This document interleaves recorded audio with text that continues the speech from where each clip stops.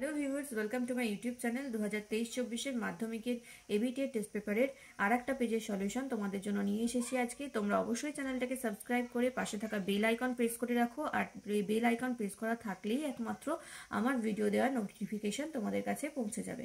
আর যদি তোমরা নতুন হও তাহলে চ্যানেল তো সাবস্ক্রাইব করবেই, তার সাথে সাথে ভিডিও ভালো লাগলে লাইক শেয়ারও করো। আজ আমি এই ভিডিওতে 615 নাম্বার পেজের গ্রামারটা করাবো। এর আগের প্রত্যেকটা পেজের সলিউশন দিয়ে দিয়েছি। যদি না দেখে থাকো তাহলে এই ভিডিও ডেসক্রিপশন বক্স দেখো, সেখানে প্লেলিস্টের লিঙ্ক দেওয়া আছে। গ্রামার সেকশনটা তোমরা 618 নাম্বার পেজে পেয়ে যাবে। প্রথমে দেখো ভার্বের সঠিক ফর্ম বেছে নিয়ে লিখতে হবে। He dash in Shyamnagar since 2001, এটা হবে he has been living in Shyamnagar since 2001। He dash here and dash as a school teacher, তাহলে এটা হবে he came here and was appointed as a school teacher. তাহলে প্রথমে হ্যাজ বিন লিভিং, তারপরে was appointed, তারপরে কেম।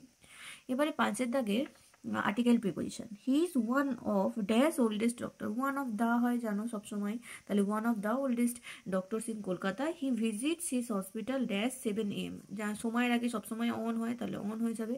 হি sorry at হয়, at হয়ে যাবে at 7 AM every day dash 1995, সালের আগে সিন্স বা ইন হয়, তাহলে এটা হয়ে যাবে সিন্স 1995। তাহলে প্রথমে একটা দা, তারপর এটা অ্যাট, তারপর এটা হয়ে যাবে সিন্স। এবারে দেখো বিয়ের দাগে আছে do as directed. 1 number, I was looking for a stag in an oak wood, change the voice, voice change করতে হবে। তাহলে উত্তর হবে a stag was being looked for in an oak wood by me. Next দেখো, the student said to the teacher I did the same yesterday, এটাকে বলেছে indirect স্পিচে change করতে হবে। তাহলে উত্তর হবে the student informed the teacher that he had done the some the previous day. তারপর দেখো, he is weak he can run very fast, make it A complex sentence, এটাকে কমপ্লেক্স সেন্টেন্স করতে হবে। তাহলে উত্তর হয়ে যাবে দো he is weak he can run very fast. এবারে চলে আসবো সি এর দাগে। আর এখানে আছে ফ্রেজাল ভার্ব বসাতে হবে।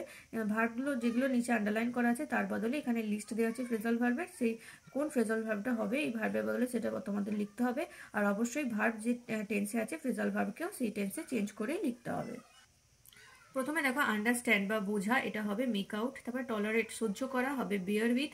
তারপরে পাবলিশড প্রকাশ করা, এটা হবে কাম আউট।